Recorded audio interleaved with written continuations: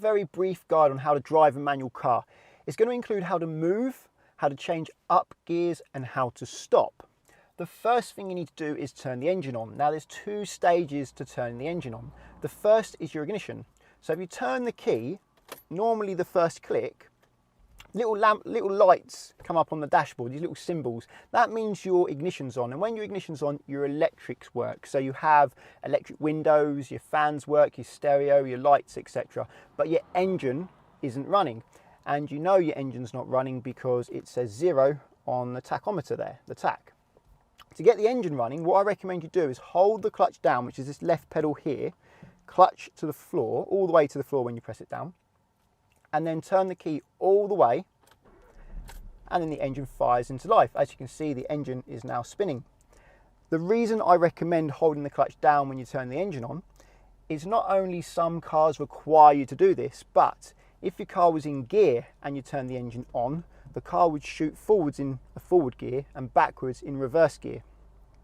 Okay, so once your engine's started, your gas is now going to work. This is your gas pedal here, but you're not going anywhere, and that's because you're not in gear. So to put it in gear, make sure you press the clutch down. As my clutch is already down, I'll just leave it down, or if it wasn't down, I'll just press the clutch down. Then I'll move it into gear 1 by pushing the gear stick all the way to the left and forwards. Most cars are like this. When I say most cars, nearly all cars these days are like this. Some have what's known as a dog leg gearbox, but you really don't see them these days, only in older performance cars where first would actually be where second is, but left and forwards for first. And what you need to do next is take the handbrake off. Now, if this was a hill and you took the handbrake off, the car would roll. So I don't recommend practicing driving a manual car on a hill until you first of all practiced on a flat. The way I'm going to teach you here is not going to work on a hill very well. So I'll take the handbrake off. To do that, this is the handbrake. I'll lift it up. That allows me to press the button in. Now I'll hold the button in as I push it down. Now the handbrake is off. Now I need to set the gas. And what I mean by set the gas is give a little bit of gas so there's a little bit of power. So this is the right pedal. This is my gas pedal. I'm going to press that gently until the revs build up somewhere between 1 and 2,000 RPM. Some underpowered cars may need you to have as much as 2,000 RPM, but most cars are okay somewhere between 1 and 2 as I have now. Practice keeping that steady before you try setting off, because it's quite a hard pedal to keep steady as there is a delay. You move it a bit, it then increases later. You come off the gas a little bit later it goes down, so you end up sort of chasing your tail with it going up and down all the time. So press it a little bit, wait, and it will gradually build up. Normally about the thickness of a pound coin seems to do the job nicely. The next stage is to move. Simply all I need to do is lift the clutch, this left pedal that I'm currently on at the moment, up to the bite point. Now you know when you're at the bite point because the car starts to move. Once I reach the bite point, it's really important that I stay at the bite point. If I continue to lift the clutch, the car will kangaroo up the road or it may stall. Holding the clutch on the bite point will give the clutch a chance to do its job.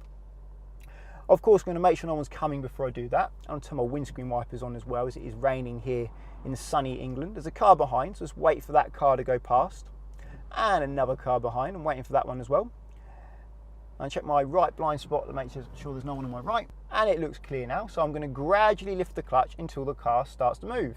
So I'm slowly bringing the clutch up with my heel in the air, and when it starts to move, I'll hold it steady. And I'll put my heel down just so I can support my leg.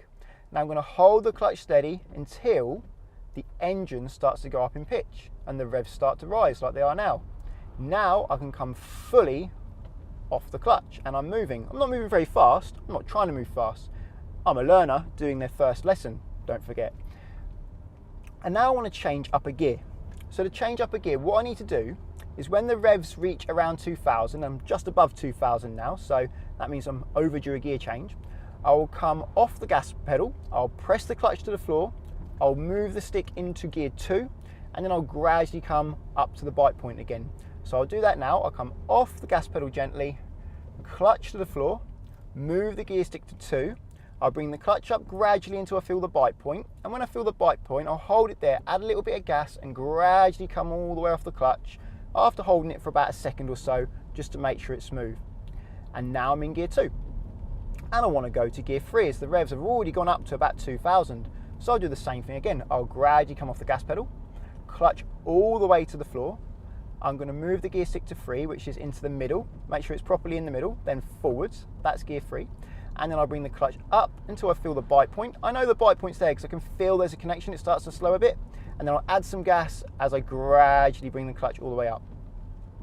I'm coming up to some temporary traffic lights now, so I'm not going to do the demonstration on how to stop. I'm going to go past these traffic lights and find somewhere else, and I'll be back with you in about 1 second. Okay, now that I've gone past the traffic lights, I can show you how to stop a manual car. It's actually really easy. Just check your mirrors behind you, signal to anyone that you're going to pull over by signalling left. Say I'm going to pull over on the left side of the road. There's no one behind me, so I don't need to do that. All I need to do is cover the brake and clutch. The car starts slowing down, start adding brake to stop where I want to stop, and the clutch must come down and stay down once the revs reach 1,000, like I've just done just there. Line up with the curb, modulate the brake so that you don't stop too early or too late. So I'm just giving myself enough time to line up nicely, then I'll finish the braking and stop completely. And now you cannot come off the pedals. If you were to come off the pedals, the car would stall or shoot forwards. What I first must do is pull the handbrake up, so hold the button in, pull it up. When it's firm, let go of the button, and then it should stay up. And that means I can come off the foot brakes. The handbrake has taken over the work of the foot brake for me, and I must put it into neutral before I come off the clutch. And to know I'm in neutral is I'll put the gear stick in the middle, and to double check, I'll go from side to side. And if I can go from side to side like this, it's in neutral. If it's in gear, it will go from side to side, but not very much. So that's a good way to know you're in neutral. Definitely in neutral there. So I'll come off the clutch and I'm secure and stopped. I'm going to go quiet now and let you watch me drive. I'm going to move away, go up to second gear, then third gear, and then stop again. That way you can pause and rewind and watch it as many times as you like.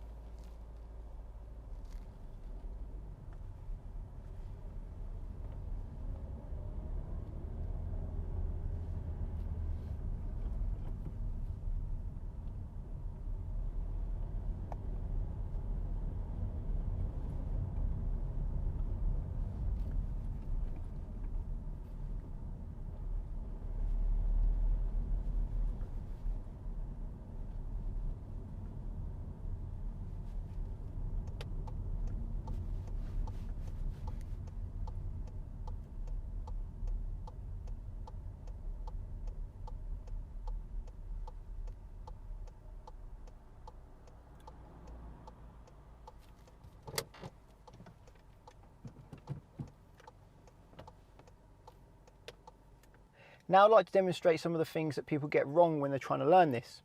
The first thing is they don't give enough gas. They don't give enough gas because they're afraid of the noise, and they think if they give gas, the car's going to go shooting forwards out of control. But actually, giving more gas will help you keep the car slower because you'll be able to hear the bite point a lot earlier.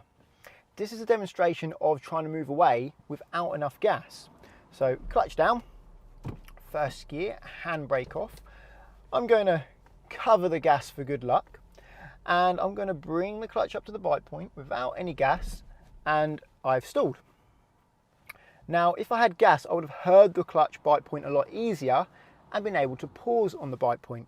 And that brings me on to the next problem. The next problem is they don't pause on the bite point, they come off the clutch slowly but continuously, and that's not how the clutch works. I'm just going to restart the engine now it's stalled by holding the clutch down and turn the key. So now it's started again. The handbrake's still off, it's still in gear, so I'm still ready to go. This time I'm going to use gas, but when I bring the clutch up, instead of holding it on the bite point when I feel the bite point, I'm going to keep lifting it higher and higher and higher, and then see what happens. So it moved away, but it was a very big kick, and there certainly wasn't any control there. Just going to stop now, so clutch down and brake. Handbrake up so I can come off the foot brake, and neutral so I can lift the clutch up. Now that would be a big problem moving away like that, especially if you had a car in front of you or if you were parking. You need to be able to control your car and control it slowly for the tighter, more tricky situations. Don't hold the clutch indefinitely at the bite point though. Beginners should aim to hold the clutch for about 4 seconds when moving away and about 1 second when changing gear. Here is an example of kangarooing. This happened because they lifted the clutch up too high without giving any gas. Another common reason people struggle with the clutch is because they keep their heel on the floor as they lift the clutch. What I mean by that is when the clutch is down, the heel stays on the floor, and as they lift the clutch, this pedal now gets a lot lower under the foot. And when you're in traffic, you have to lift and lower the clutch many times without fully coming off it. So you come up to the bite point, and now you've got to push the clutch back down again. So the pedal's lower under your foot. You've got to lift it again as you want to move, and you get to the bite point, start moving, and the pedal's even lower. And now you go to press the clutch down and you struggle to get it down. And the next time you do it, you've really got no control over the clutch at all. So it's really important not to keep your heel down like you would for the gas and the brake, but to keep your heel up. How you want to do it is keep the ball of your foot near the bottom of your pedal and the toe of your foot near the top of your pedal. Keep your heel up, and that way you can lift the clutch up and down without the pedal moving under your foot, which is really important. And when you get to the bite point, if you want to stabilize your foot instead of using all your leg muscles, then put your heel down just to support yourself. And then you can do small adjustments because the pedal doesn't really move much for the small adjustments. And if you need to press it back down again, you lift the heel up, down, and then when it wants to come back up to the bite point again, with the heel up, bring it up to the bite point, support your foot with your heel, and when you want to come off the clutch fully, just lift your heel again and gradually come off. This video is by no means a replacement for a driving instructor. You will need to practice, and you need to practice where there's no traffic. Also, make sure you're in a road legal car. If you're practicing without an instructor, make sure you have insurance. Get £20 off via the link in the description to Collingwood, who provides specialist learner insurance that allows you to practice in a friend or family member's car without risking their no claims bonus. If you want to insure your own car, click on the link to Confused.com. I have found that they have the widest selection of cheap insurers for young drivers. Well, that's all for this one. Like it if you think it was good, and subscribe if you want to get my future videos. I'll see you on the next one.